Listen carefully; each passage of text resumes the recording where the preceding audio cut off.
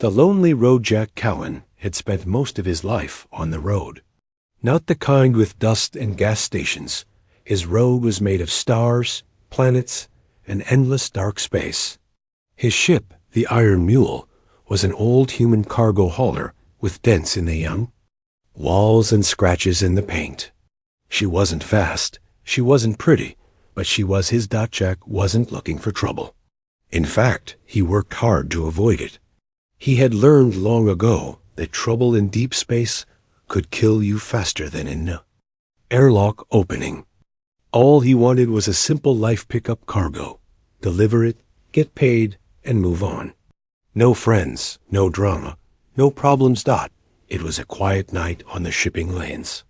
The Iron Mule floated between two mining colonies, carrying crates of machine parts. Jack sat in the pilot's chair, sipping bitter coffee from a cracked mug. The only sound was the low hum of the engine and the occasional beeping from his old navigation console. He was halfway through a lazy stretch of open space when something flickered on the radar.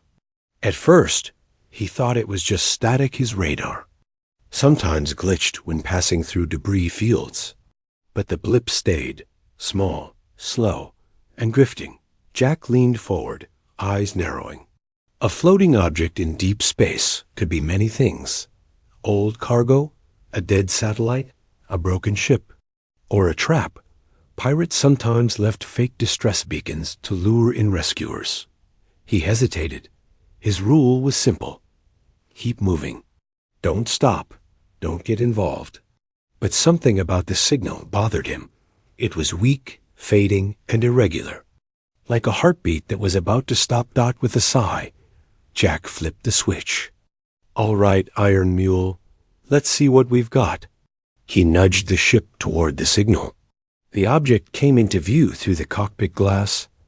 A small escape pod, old and battered, its surface scorched with burn marks. It tumbled slowly, like a leaf in the wind. No lights, no heat signature except one faint life sign. Damn it, Jack muttered. He knew what that meant. Someone was alive in there. Barely. Bringing the Iron Mule close, he engaged the grappler arm and pulled the pod into the cargo bay. The docking clamps clicked into place. Jack pulled on his oxygen mask and went to check. When the pod door slid open, a rush of cold, stale air escaped. Inside, huddled in the corner, was a figure, small, shivering, covered in a thin blanket that looked more like scrap cloth. Jack stepped closer. It wasn't human. The being's skin was smooth and silver, catching the light like liquid metal. Her eyes, large, amber, and faintly glowing, stared at him without blinking. She was young, maybe in her early 20s by human standards, though Jack couldn't be sure. Her breathing was shallow. "You're lucky I found you," Jack said, his voice softer now. The girl didn't answer. She didn't even move, just watched him like a stray animal, deciding whether to run or stay. Jack crouched and offered her a flask of water. She took it with trembling hands and drank greedily, spilling some down her chin. Still, she said nothing. "Name?" Jack asked. Silence. He tried again. "What happened? Shipwreck? Pirates?" Her lips moved, but no sound came out. Then she glanced past him, toward the cargo bay doors, eyes widening with something that looked like fear. Jack followed her gaze. Nothing there. Just the cold, empty black of space outside. Shaking his head, Jack led her to the crew quarters. The Iron Mule only had 2 bunks, his and the spare, but it was warmer here. He set the heater to max and gave her a protein bar. She sat on the bed, holding the food, without eating, still watching him. "You're safe now," he said. But she didn't look like she believed him. That night, as Jack sat back in the cockpit, something about her eyes kept bothering him. They weren't just scared. They were alert, scanning, listening, like she expected something, or someone, to find her. Hours later, when Jack was starting to doze off, the ship's proximity alarm suddenly screamed. He bolted upright and checked the radar. 2 unknown ships had just appeared behind them. No ID tags, no friendly beacons. Jack's gut tightened. Whoever they weren't here for a friendly chat. The girl appeared in the doorway of the cockpit, her silver skin catching the dim light. She pointed at the ships on the radar, then at herself, then made a quick slicing gesture across her throat. Jack froze. The meaning was clear enough. Those ships weren't here for him. They were here for her, and they weren't going to stop. The silent passenger, the Iron Mule, was not built for running. She was slow, stubborn, and heavy like her name. But now, with 2 shadow ships on their tail, Jack Cowan was pushing her engines harder than he ever had. The alien girl stayed behind him in the cockpit doorway. Her eyes, those strange glowing amber eyes, never blinked. They followed the radar like she could read it better than he could. Who are they? Jack asked, his voice sharp. Why are they following us? No answer. She only gripped the side of the doorway until her knuckles, if they were knuckles, turned pale. Jack's comm unit crackled to life. A voice slid through the speakers, oily and cold. Cargo vessel Iron Mule, power down and prepare to be boarded. You have something that belongs to us. Jack glanced at her. Friend of yours? Her expression didn't change, but the way she flinched told him enough. He killed. The comm without replying. If these guys wanted his cargo, they'd have to take it from him. The Iron Mule rattled as Jack pulled a hard turn, cutting into a narrow asteroid channel. Rocks the size of buildings drifted lazily, but at this speed, even a small one could smash them to dust. The shadow ships followed, matching his every move. You know, Jack said over the roar of the engines. Most passengers say thank you before they get me killed. She moved closer, steadying herself with a hand on his chair. She pointed at the asteroid belt ahead and tapped twice on the console right where a small, thin gap showed between 2 spinning boulders. You're crazy, Jack muttered. That gap's too small. She tapped again, harder this time, and gave him a look. A look that said, trust me. Jack swore under his breath and angled the ship toward the gap. The asteroids spun like slow blades, their surfaces sharp and broken. The gap closed and opened in rhythm, missed the timing, and they'd be a smear of metal dot at the last second. Jack shoved the thrusters forward. The Iron Mule slipped through, the wings scraping so close the hull screeched. The shadow ships tried to follow, but the gap closed just as the first one entered. The asteroid clipped it, tearing off half its hull. The other shadow ship pulled away, falling back into the darkness. The cockpit went quiet, except for the sound of Jack's own breathing. You got a name? He asked again. The girl finally stepped forward. She touched a control on the console and brought up a holodisplay. Strange symbols floated in the air, curving lines and sharp edges, glowing faint blue. Jack's translator worked for a second, then gave up. The display blinked and spat out. Language unknown. The girl seemed frustrated. She erased the symbols and tried something else, drawing shapes instead. A star, a planet, then a black circle swallowing the star. Finally, she pointed. At herself, then at the black circle, then at the space outside. Jack didn't understand every detail, but the meaning was close enough. Someone was hunting her across space, and they wouldn't stop until she was gone. Before Jack could ask more, the proximity alarm went off again. The remaining shadow ship had returned, and this time it wasn't alone. 3 more contacts appeared on the radar, all fast, all coming in from different angles. Jack tightened his grip on the controls. All right, silent passenger, he said. If we're getting out of this, you better start talking. She hesitated. Then she leaned close and whispered 3 words in broken English. Not help me, not save me, she said. They can hear. Asterisk, the dangerous shortcut Jack Callan didn't like the way she said it. They can hear. He dealt with pirates, smugglers, bounty hunters, but none of them could hear. Not like that. What do you mean hear? The cum? The engines? Jack asked, hands still tight on the controls. The alien girl shook her head, then tapped her temple with one silver finger. Slowly. Twice. Jack froze. You're telling me they can hear? In here? She nodded. That meant the usual trick, silent running. Killing the beacons wouldn't matter. If they could hear thoughts, hiding wasn't just hard. It was impossible. On the radar, the 4 enemy ships closed in like sharks circling a wounded fish. Jack's pulse climbed. He had 2 options: fly straight and die. Take the kind of route even smugglers avoided. Jack chose option 2. He punched in coordinates for the red mist corridor, a narrow tunnel of space dust and plasma storms, the kind that could strip a hull to bare metal in minutes. The only reason anyone would go in there was to disappear. Permanently. The girl's eyes widened when she saw the map on the screen. She grabbed his arm and shook her head, speaking fast in her own language. The words sharp and urgent. No choice, Jack said. It's either them or the storm. She stared at him for a long second, then pressed her hand flat against his chest. Jack felt something, not heat, not cold, but a vibration, faint and deep, like a second heartbeat. She closed her eyes.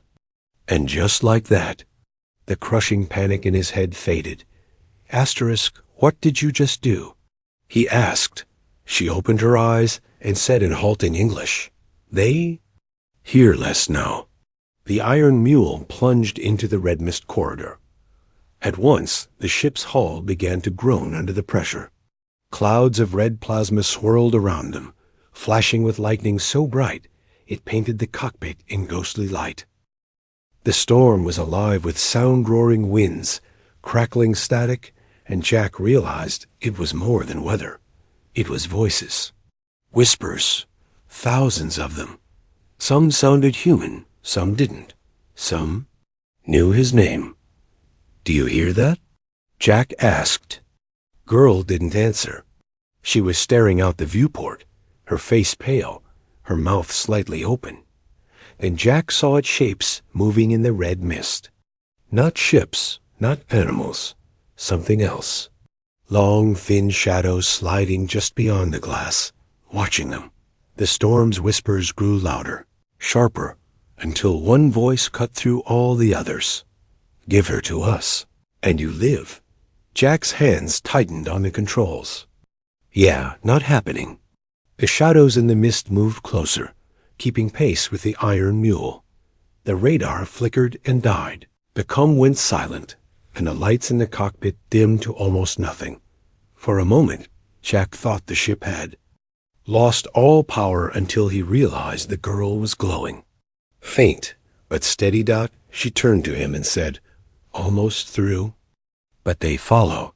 Jack gritted his teeth and pushed the iron mule harder. The ship shuddered like it was about to come apart. The shadows drew closer, brushing against the hull, making a sound like fingernails on glass. Then, just ahead, the plasma storm thinned. Open space, freedom, but one shadow didn't let go. It was inside. Asterisk, the gift she carries. The iron mule burst out of the rift's spine like a drowning man breaking the surface. Jack Callan's hands were shaking on the controls, his breath coming in. Ragged pulls. The rift's twisted colors faded behind them, shrinking into a thin, warped scar in space. They were alive. For now. But something wasn't right. The ship's lights flickered in an uneven rhythm, like a heartbeat that wasn't his. Jack turned to the alien girl. She sat perfectly still in the co-pilot's chair, her eyes closed, her chest rising and falling in slow, deliberate breaths. She looked drained. You gonna tell me what that was? Jack asked, voice rough. And how you blocked them from poking around in my head?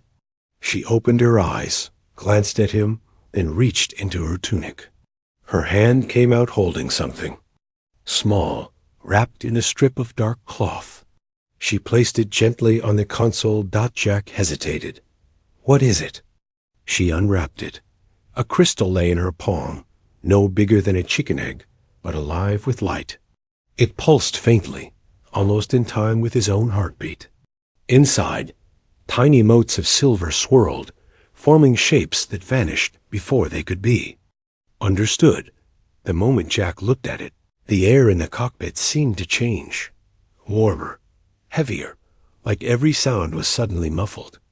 "What is that?" Jack repeated, softer this time. Her voice was barely a whisper.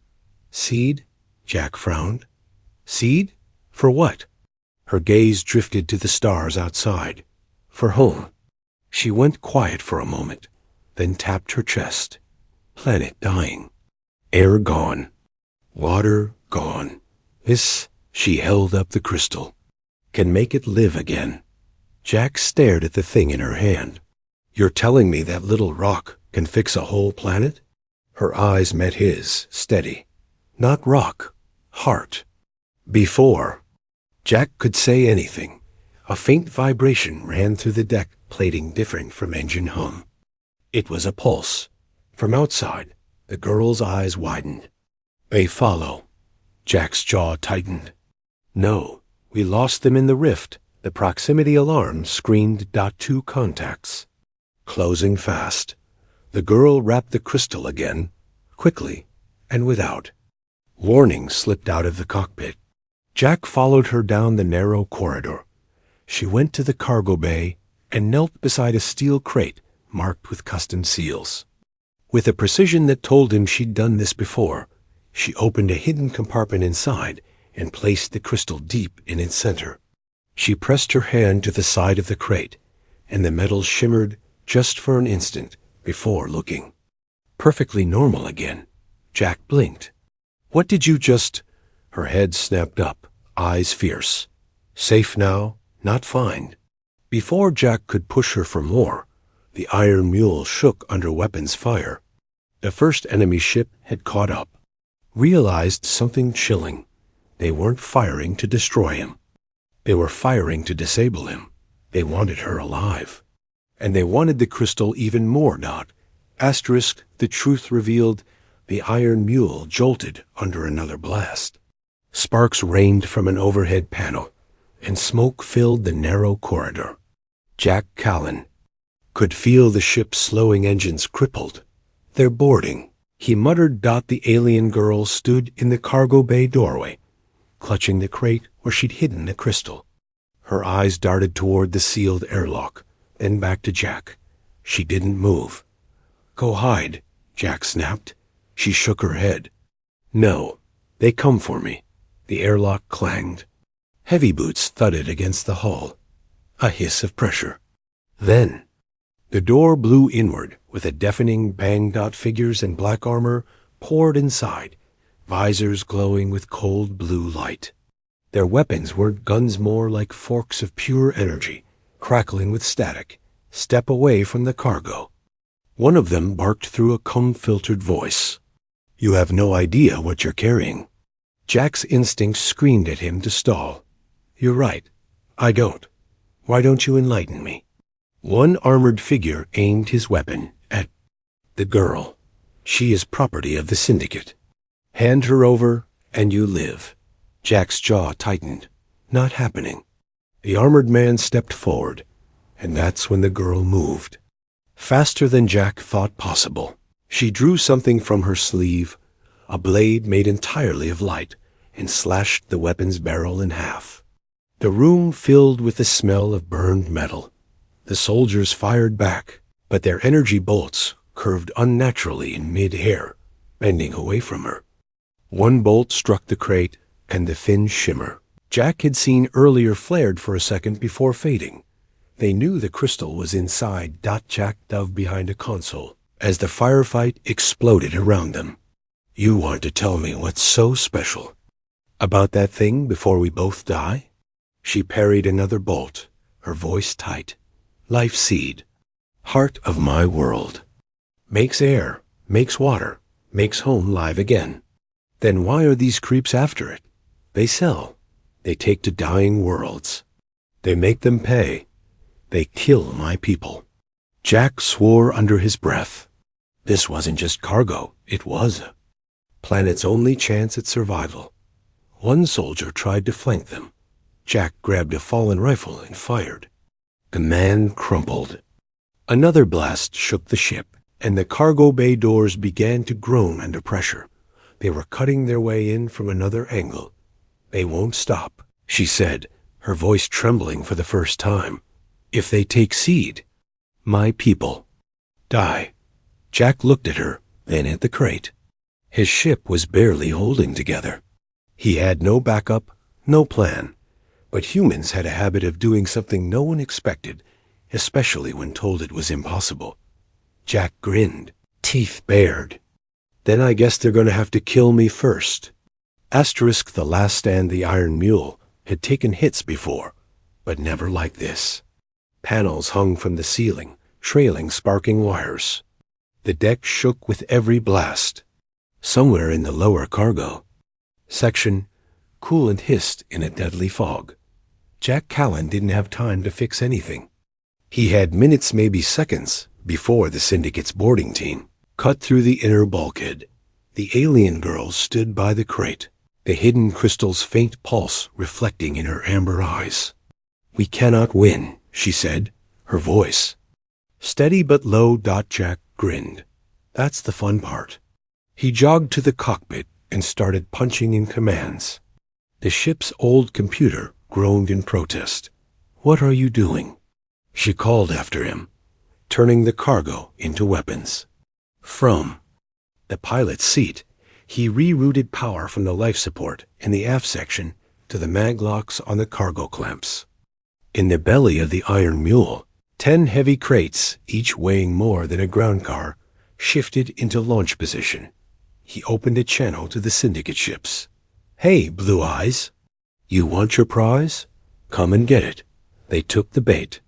2 of their smaller attack craft swung in close, positioning to block his escape. Jack cut the maglocks. The crates dropped into open space, drifting for a second.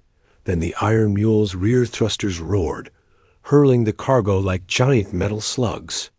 The first Syndicate ship took one square in the nose, crumpling like a soda can. The second veered, but too late the crate smashed into its engine, sending it spinning into the void. That's 2, Jack muttered. The girl appeared in the doorway. More come. He didn't need her to tell him. The long-range sensors were lighting up 3 more Syndicate warships, closing fast. Way too big to fight head-on. Jack's eyes flicked to the nav display. An idea dangerous, insane, and very human formed in his mind. Ever hear of a gravity well? She tilted her head. Dangerous. Tears ships apart. Asterisk, only if you're dumb enough to go through it, Jack said, flipping the Iron Mule toward the system's edge. We're gonna dance around it instead. The warships followed. The well's invisible pull began to drag everything toward its swirling center, a black sphere rimmed with burning light. Jack skimmed the event horizon, so close the hull groaned like an animal in pain. The Syndicate captains were confident. They had faster ships, better engines. They pressed the chase. That's when Jack cut power. The Iron Mule dropped speed like a stone, letting the gravity well yank the warships past him. Momentum carried them too close, and the pull grabbed them. One ship managed to burn free, engines screaming, but the other 2 were gone, dragged into the darkness. Silence fell in the cockpit, except for the hum of the struggling thrusters. Girl stared at him like he'd just done something impossible. Why help? Why fight for me? Jack's answer was simple. Because no one else will. The proximity alarm pinged again. Jack's grin faded. One Syndicate flagship remained bigger than all the others combined, and it was charging weapons. Her way of saying thanks. The Syndicate flagship filled the Iron Mule's forward view, an armored behemoth bristling with weapon arrays. Its shadow alone could have swallowed his ship. Jack Callan had faced a lot in space asteroid storms. Debt. Collectors, one very angry customs officer, but never something this hopeless. They will destroy us. The alien girl said quietly. Yeah, Jack replied, but not before I make him work for it. The flagship's forward cannons began to glow, building to a blinding charge. Jack's console screamed warnings he didn't have time to read. His ship was too slow to dodge, too fragile to take a hit. The girl stepped forward, pulling the wrapped crystal from her tunic. I can stop them. Jack shook his head. Not if it kills you. Her eyes locked on his. You saved me. Now I save you. Before he could stop her, she pressed the crystal to her chest. It sank into her skin like water.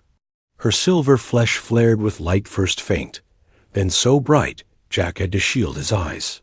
The air in the cockpit vibrated with a deep, steady pulse, like the heartbeat of something ancient outside. Space itself seemed to ripple. The flagship fired. The bolt should have ripped the iron mule apart, but instead, it struck an invisible barrier of swirling light. The energy didn't bounce off. It vanished, as if swallowed whole. The girl's voice echoed, not just in the cockpit, but in Jack's mind. Go now. Jack didn't argue. He slammed the throttle forward. The iron mule shot past the flagship, engines screaming. On the radar, the enemy ship's systems went dark, its massive hull drifting, powerless. Jack looked over at her. The glow was fading. She looked smaller, weaker, but she smiled. They cannot follow now. He slowed the ship as they approached a small, blue-green world, a living world. The kind humans would fight wars to protect. This your home? Jack asked, God, she shook her head. Not mine, but safe. I can hide, grow seed here. They landed in a quiet valley under alien skies. She stepped out, the crystal once inside her, now pulsing faintly in her hands. She set it into the soil. A single green sprout broke through almost instantly, leaves catching the light of a sun Jack had never seen before. She turned to him, her amber eyes shining with something more than gratitude. Humans fight for strangers. Now my people will fight for humans. From around her neck, she pulled a small pendant made from the first petal of a flower her people had saved generations ago. She pressed it into his palm. For you. Jack stared at it for a moment, then slipped it over his neck. Guess I'm stuck with you as an ally now. Her smile widened. Not stuck, chosen. He climbed back into the iron mule. Engines roared. Stars stretched out before him. Jack Callan still wanted nothing. But now, he carried something worth more than everything.